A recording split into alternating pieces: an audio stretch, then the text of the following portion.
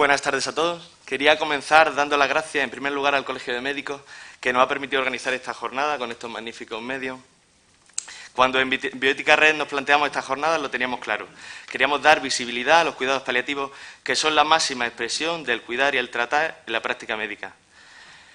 En el momento de máxima debilidad de nuestros enfermos, ahí tiene que estar el médico, a la cabecera del paciente, para dar una respuesta a las necesidades que presentan él y sus familiares, abordando desde una perspectiva integral con una valoración multidisciplinar. Quiero aprovechar para saludar especialmente a todos los que participan online desde tantos puntos del mundo a través de los canales de Bioética Red. Bioética Red es un conjunto de plataformas que aportan material de contenido libre y en línea sobre bioética. Aquí tenemos un vídeo para mostraros en qué consiste. Para ser felices. La reflexión bioética no puede venir prefabricada por políticos y académicos. Es imprescindible un acceso de todas las personas a una buena información que permita la participación consciente y libre de la mayor parte de la sociedad. Bioética Red surge para dar una respuesta a esta necesidad. Es una plataforma que aporta material de acceso libre y bien organizado, donde encontrar definiciones de los principales términos, artículos científicos, entrevistas con expertos, propuestas de formación, artículos de opinión, noticias relevantes y recursos para divulgar esta materia. En nuestras redes sociales ofrecemos presentaciones, infografías, alertas y vídeos. Todos los materiales se pueden compartir. Bioética Red se hace con la participación de todos aquellos que estén interesados en la difusión de la bioética. Esta comunidad espera tus aportaciones, comentarios, artículos, ayuda económica y sugerencias.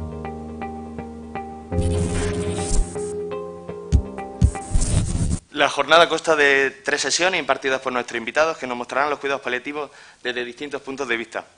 La primera sesión, con título Curar a veces, aliviar a menudo, consolar siempre, la práctica de los cuidados paliativos hoy en día. Va a ser impartida por Pilar Sánchez, doctora paliativista en la Unidad de Cuidados Paliativos del Hospital Virgen de las Nieves. En el programa teníamos a la doctora Carmen Ortega, pero no ha podido venir por problemas familiares y aquí se ha prestado la doctora Pilar muy amablemente a venir. Espero que me disculpéis si en algún momento pues me desordeno, porque ha sido un poco apretado, pero bueno, ha sido por un motivo justificado. Mi compañera ha perdido a su padre y yo pues encantada de estar aquí con vosotros compartiendo mi día a día. Y en definitiva, lo que veníamos a hablar es de sufrimiento y es a lo que yo me enfrento día a día con mis pacientes. Como hablaba, bueno, yo también quiero dar las gracias a la organización, aunque haya sido esto un poco atropellado, pues para mí es un placer compartir con mis compañeros esta sesión con vosotros, sobre todo porque el objetivo es importantísimo para nosotros los paliativistas, que es dar visibilidad a los cuidados paliativos, que no todo el mundo sabe qué son. ¿Me puedo quitar la mascarilla, no? No todo el mundo sabe qué son, en qué consiste, cómo se hacen, dónde se hacen, ¿no? Para empezar, vamos a hablar de cuidados paliativos y vamos a hablar de sufrimiento, ¿no? Que creo que va a ser la base de las tres charlas de hoy. Bueno, pues vamos a centrarnos en la definición de cuidados paliativos y más adelante en una de las definiciones de sufrimiento. ¿Qué dice la OMS de los cuidados paliativos? Son un modo de abordar la enfermedad avanzada e incurable que pretende mejorar la calidad de vida tanto de los pacientes que afrontan una enfermedad que amenaza su vida como la de sus familias, mediante la prevención y el alivio del sufrimiento a través de un diagnóstico precoz, una evaluación adecuada y el oportuno tratamiento del dolor y otros problemas tanto físicos como psicosociales y espirituales. ¿Dónde? ¿Quién tiene que prestar estos cuidados paliativos? Es un poco complejo. Cuando un paciente se deriva a nuestra unidad, la familia pretende que la unidad de cuidados paliativos aborde los cuidados del paciente y sea ella exclusivamente, y eso pues no es totalmente cierto. Los cuidados paliativos parten del médico de atención primaria. El médico de atención primaria también trata una insuficiencia cardíaca, una insuficiencia renal. Pues en el momento que eso se complica, lo deriva al especialista. Pues aquí igual. El médico de atención primaria debe de saber cómo atender a un paciente con necesidades paliativas. El servicio de urgencias también debe de saber cómo abordar las necesidades de un paciente de estas características. La unidad de hospitalización, los especialistas también deben de poner su granito de arena en los cuidados de estos pacientes. Y, por supuesto, ya como último recurso, nosotros, que somos las unidades especializadas o unidades de recursos avanzados. Todo esto se hace de forma, lo habéis visto, multidisciplinar y coordinada. El paciente debe estar atendido en este sentido en todos los aspectos y en todos los puntos del sistema, desde la atención primaria hasta la atención especializada. ¿Cuáles son las patologías que abordamos en las unidades de cuidados paliativos? ¿Qué pacientes se pueden beneficiar de la atención paliativa? Pues sobre todo las enfermedades oncológicas. El gran volumen son pacientes oncológicos. Pero también hay pacientes con insuficiencia de órganos, bien sea insuficiencia cardíaca, respiratoria, renal, hepática, en estadios muy avanzados, en estadios terminales. Y otro bloque muy importante es los deterioros cognitivos, las demencias. ¿Cuál es la razón de ser de los cuidados paliativos? Pues la razón de ser es el control eficiente de cada uno de los síntomas, del grupo de síntomas que van a acompañar a un paciente de estas características. ¿Y qué entendemos por control eficiente?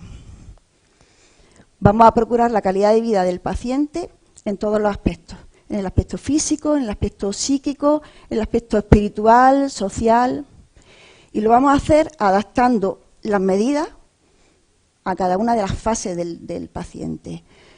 No vamos a pretender, del mismo modo, mantener una buena nutrición a un paciente oncológico recién diagnosticado que va a recibir un tratamiento específico que el paciente que está en situación de últimos días. ¿Por qué? Porque la supervivencia no va a ser la misma.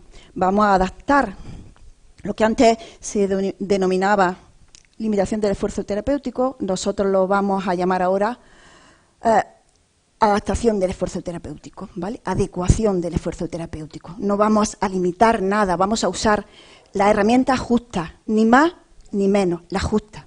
Por eso es eficiente. Y vamos a evitar actuaciones innecesarias que van a provocar un sufrimiento al paciente. Por ejemplo, una derivación a un servicio de urgencia, que no le va a aportar nada. Una prueba diagnóstica que no va a cambiar el curso de la enfermedad, ni va a modificar el tratamiento, no tiene sentido. Y, por supuesto, vamos a fomentar la autonomía en la toma de decisiones. Al paciente le vamos a ofertar los diferentes tratamientos que puede tener en su mano y los diferentes escenarios. Él va a elegir dónde quiere estar, si quiere estar en casa o quiere estar en el hospital. Mira, la tendencia de los cuidados paliativos es que el paciente pase la mayor parte del tiempo en casa y, si puede, fallecer en casa, si quiere, ¿vale? No necesita fallecer en la unidad de hospitalización. Vamos a garantizar los 4 principios de la bioética, ¿no? La beneficencia, no maleficencia, autonomía y justicia. ¿En qué momento deben de intervenir los cuidados paliativos? Históricamente, los cuidados paliativos eran equivalentes a etapa próxima a la muerte. Eso ya no es cierto. También atendemos a pacientes moribundos. A mí me gusta mucho la palabra moribundo. También lo atendemos, pero no es exclusivamente esa fase la única que atendemos.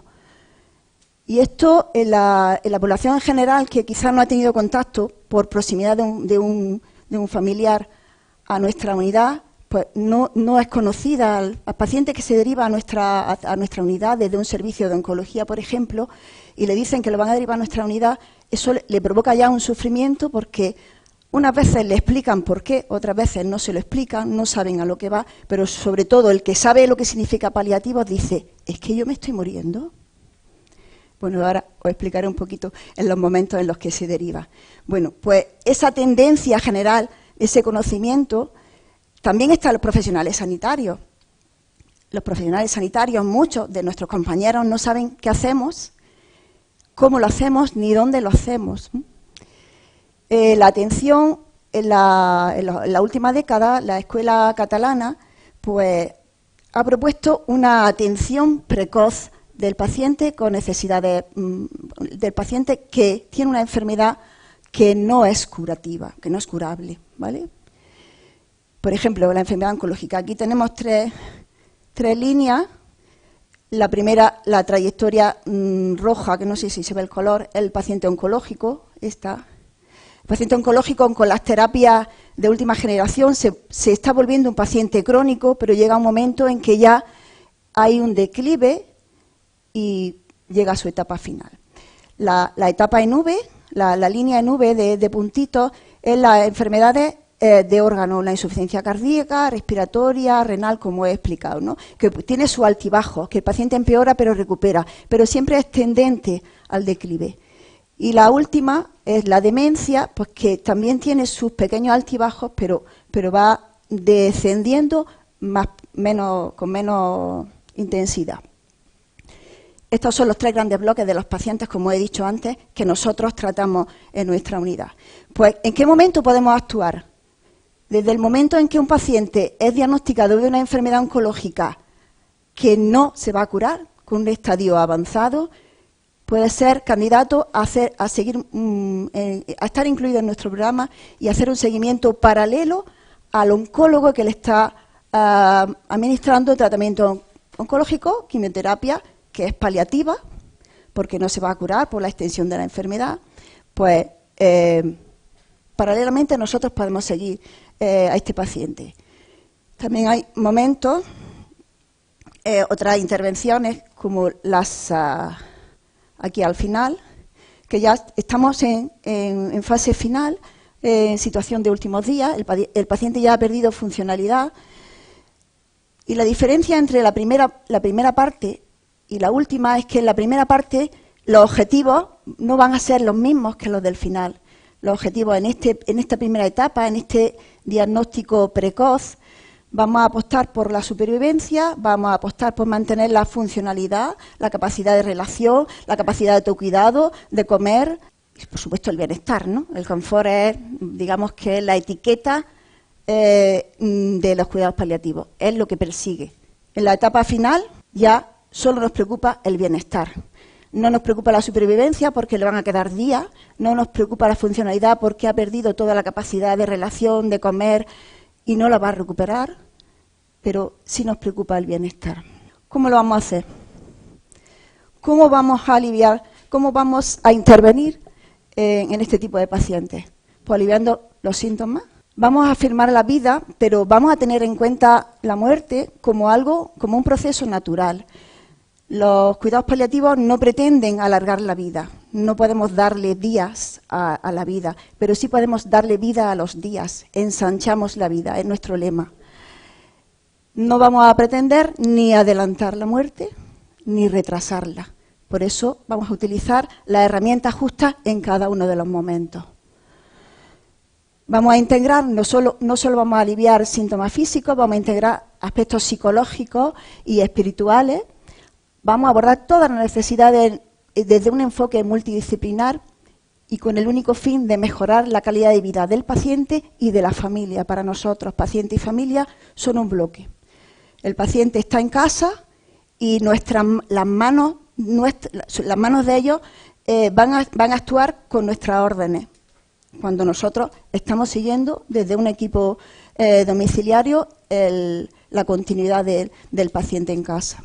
Y apostamos por una atención temprana, apostamos porque el paciente, el oncólogo, el cardiólogo, el neurólogo nos deriva al paciente cuando todavía tiene capacidad funcional, porque podemos mejorar su calidad de vida y en ocasiones mejorar la supervivencia. Y esto es muy importante, nos ganamos la confianza del paciente, conocemos al paciente bien, lo podemos preparar para el deterioro que se va a ir aproximando.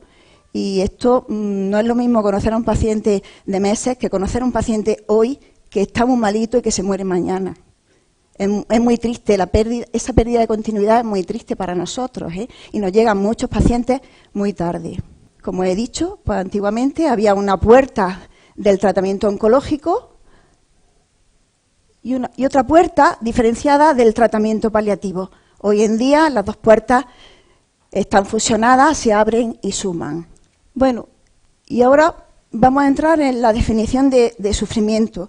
Existen muchas definiciones de sufrimiento, pero a nosotros los paliativistas nos gusta esta mucho, de Eric Kassel, que dice que es el estado específico de distrés que ocurre cuando se percibe una destrucción inminente del individuo y continúa hasta que la amenaza de desintegración ha pasado o hasta que la integridad de la persona puede ser establecida de alguna forma. Fijaros qué complejo, ¿eh? El sufrimiento es un fenómeno multidimensional, es universal, pero el paciente lo siente como propio, como único, y va a ser muy diferente según el momento de su trayectoria vital. No va a ser igual el sufrimiento del paciente recién diagnosticado de una enfermedad avanzada e incurable que el sufrimiento del paciente que está en últimos días y está ya moribundo. No es el mismo. Y si la definición de sufrimiento es difícil, el sufrimiento insoportable, ¿qué os parece a vosotros? ¿Insoportable o intolerable? Es mucho más complejo. Bueno, pues este término es el término que utiliza la Ley Orgánica de Regulación de la Eutanasia. Y he cortado aquí dos elementos clave que van a justificar el desarrollo de la ley. Yo sé que el compañero a última hora va a hablar de ella, pero yo solo me voy a ceñir en dos cositas que me interesan.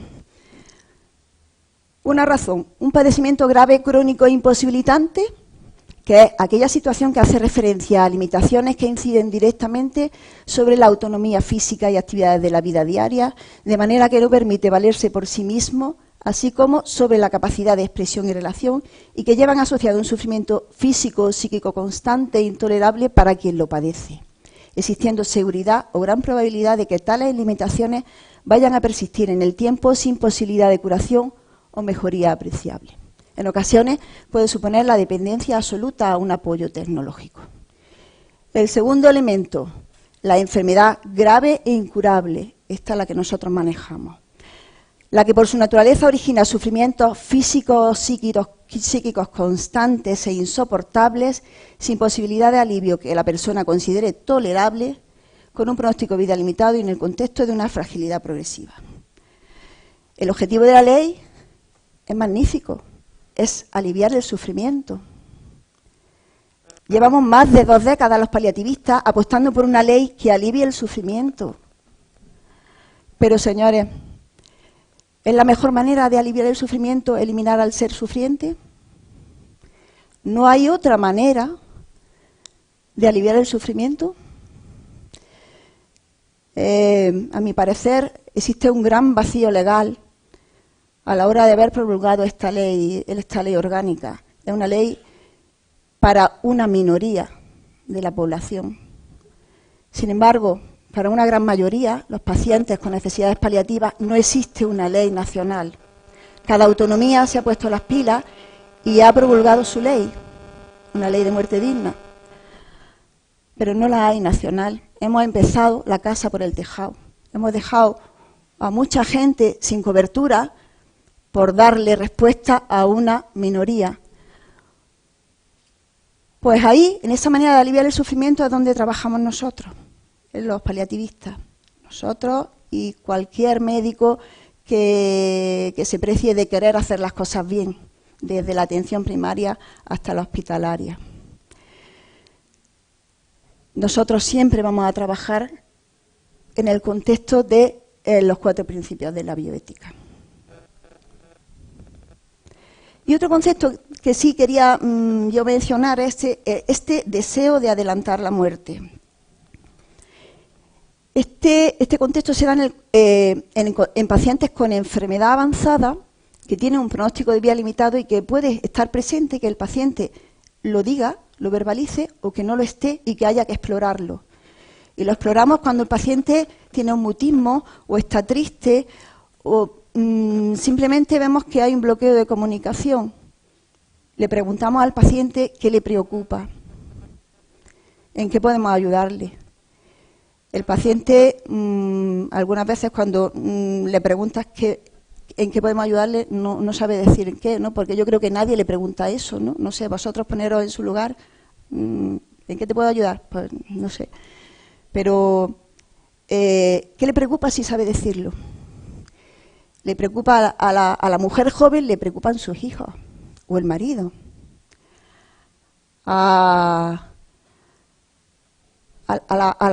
Hace poco hemos tenido un matrimonio que no tenían hijos y a ella, pues, la verdad es que no le preocupaba, sí tenía miedo a morir, pero su preocupación estaba más centrada en ella. Si no tienes descendencia, no dejas a nadie huérfano, pues ese miedo es diferente, ¿no? ¿Qué quiere decir cuando el paciente dice que quiere morir? ¿Qué creemos que está pasando? Este deseo de adelantar la muerte no es lo mismo que la solicitud de eutanasia. Este deseo es un proceso y el proceso empieza aquí, en el pensamiento. Uno ve que está muy mal y, pues, en la evolución de su enfermedad piensa, pues si esto se acabara, yo dejo de sufrir. Ese deseo, ese pensamiento se va volviendo deseo, va ideando, va mostrando intenciones hasta que actúa. En ese punto de acción, es cuando él está solicitando la eutanasia. ¿Qué está pasando? Cuando el paciente evoluciona de aquí a aquí. ¿Qué estamos dejando de hacer?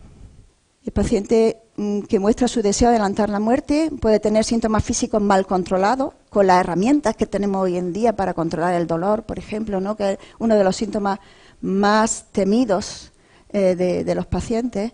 Puede tener un distrés emocional porque percibe ese dolor como que desarma su vida y no es capaz de seguir adelante con él, o que incluso esa vida que él ahora mismo tiene pierde totalmente el sentido.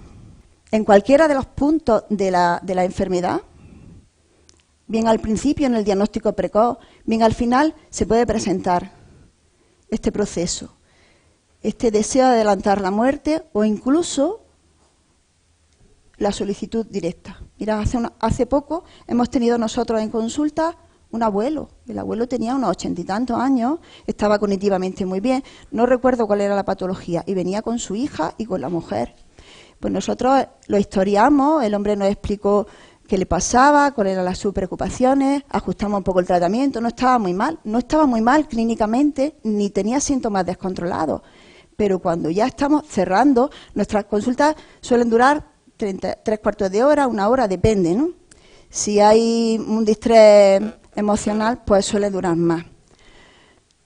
El abuelo dice, ¿puedo hacer una pregunta? Pues sí, yo no sabíamos cuándo iba a salir. ¿Yo puedo pedir la eutanasia?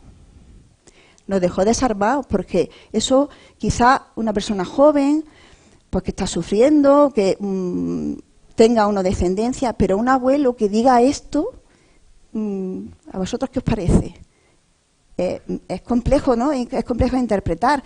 Creemos que la ley de eutanasia no la conoce todo el mundo y ya, pues, tiene una cosa buena. Me vaya a decir qué tonterías digo, ¿no? Tiene una cosa buena. A los paliativistas nos deja hablar libremente de la muerte. Es el objetivo de la ley, que es aliviar el sufrimiento y que nos deja hablar libremente, ¿no? Que lo habitual es que el paciente sepa muy poco, llegue a consulta con el familiar y por detrás del familiar o antes se ha adelantado y te vaya haciendo así que no le hablen mucho a una consulta de cuidados paliativos, ¿eh? Ojo, que muchos no saben a lo que vienen porque no le han informado bien. Lo derivan pues como a la unidad del dolor o algo así. Pero si el paciente, cuando tú le exploras y le preguntas qué te preocupa, y te dice que le preocupa porque se va a morir, o le preocupa la muerte, o le da miedo la muerte, pues es la forma de poder abordar esto. No siempre, no es fácil abordar el proceso final en los pacientes, por mucho porque no saben en el momento de la enfermedad en la que están, ¿no? Pero esto para nosotros pues ha sido una ventaja, poder trabajar con ello, Pues, ¿qué hacemos? Pues le preguntamos qué le preocupa, la muerte en sí o el sufrimiento de la muerte. Y a todos nos preocupa el sufrimiento de la muerte. Si cuando llegue la muerte yo voy a tener mucho dolor, o voy a estar solo, o quién me va a atender, dónde va a pasar, cuánto tiempo va a pasar hasta ese momento, ¿no? Es lo bueno de la ley, simplemente. Así que quería parar a decir eso. Bueno, ¿qué pasa cuando el paciente está verbalizando este pensamiento? ¿Y qué creemos que pasa por su cabeza cuando dice que desea adelantar la muerte? Pues esto es una llamada, una petición de ayuda, es un signo de alarma. El paciente está pidiendo ayuda, tiene miedo. Quiere que acabe el sufrimiento, no sabe cómo. Y dice, pues si me muero se acaba el sufrimiento. No sabe que hay otra alternativa, que son los cuidados paliativos. Quiere dejar de ser una carga. El abuelito, que es lo que le pasaba al abuelito del otro día, que dijo que quería la eutanasia, él lo que no quería era ser una carga. Y bueno, pues entrando en eso ya intenta... Él era una persona totalmente autónoma, que salía a su huerto, que hacía, y ahora veía que cada vez se movía menos. Y decía, y ahora mi hijo es pendiente de mí, de cuidarme. Bueno, pues no quieren ser una carga. Quieren preservar su autonomía.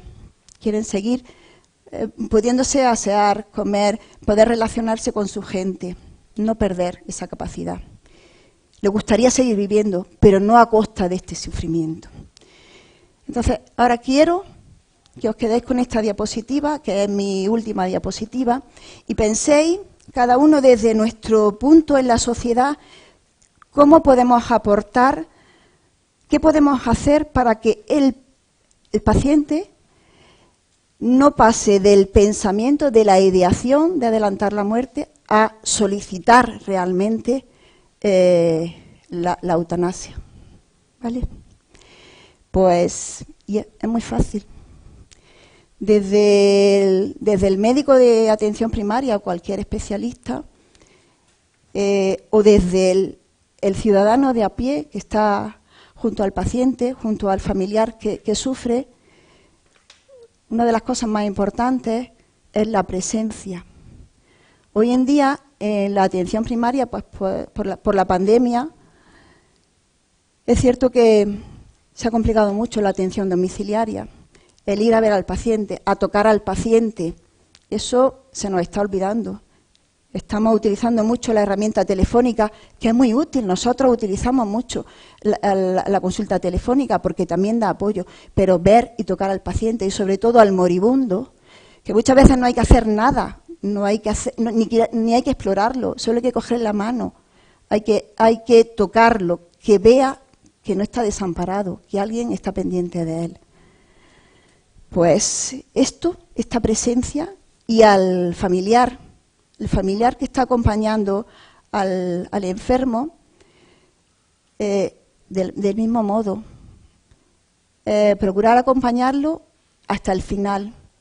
No buscar una situación ajena a su entorno, no buscar un hospital para que fallezca, acompañarlo. El duelo es mucho más llevadero cuando se ha compartido los cuidados hasta el final de la vida. Duelo, estoy hablando de hijos también, ¿eh? Si los hijos ya son un poco maduros, por encima de 10 años, es fácil que en la pérdida de la madre la vean como algo natural y no como una ausencia que han apartado del momento final y de pronto se encuentran el vacío en la casa. Entonces, este acompañamiento es muy importante. Esto es una de las cosas que tenemos que hacer los ciudadanos de a pie y los profesionales. ¿Qué más cosas podemos hacer? Acompañar, estar disponibles, hurgar en los miedos y en las preocupaciones del paciente. Existe un término que está muy de moda, que es el pacto de silencio, y es fácil en nuestra cultura que el paciente no sepa realmente lo que está pasando con su vida. Puede saber su diagnóstico, pero probablemente no sepa que a lo mejor le quedan semanas de vida, cree que le quedan meses o años y no proyecta su final, no cierra capítulo, y es importante. Este bloqueo de comunicación lo único que hace es aumentar el sufrimiento ya de por sí físico de la enfermedad. Ese bloqueo de comunicación, ese yo saber que me estoy muriendo, ella saber que yo me estoy muriendo y no comunicarlo, no decirlo, no compartir completamente, eso al paciente le quita paz y el final del paciente es más traumático. Si el paciente sabe que se va, si ha tenido tiempo para despedirse, el final es mucho más plácido. Y yo creo que no tenía muchas más cosas que deciros. Simplemente, bueno, dejaros esa frase ahí, que yo creo que es muy bonita. Y bueno, el turno de preguntas, si... El turno de preguntas será al final. Muy bien. Las 3 intervenciones seguidas. Muy bien. Pues muchas gracias.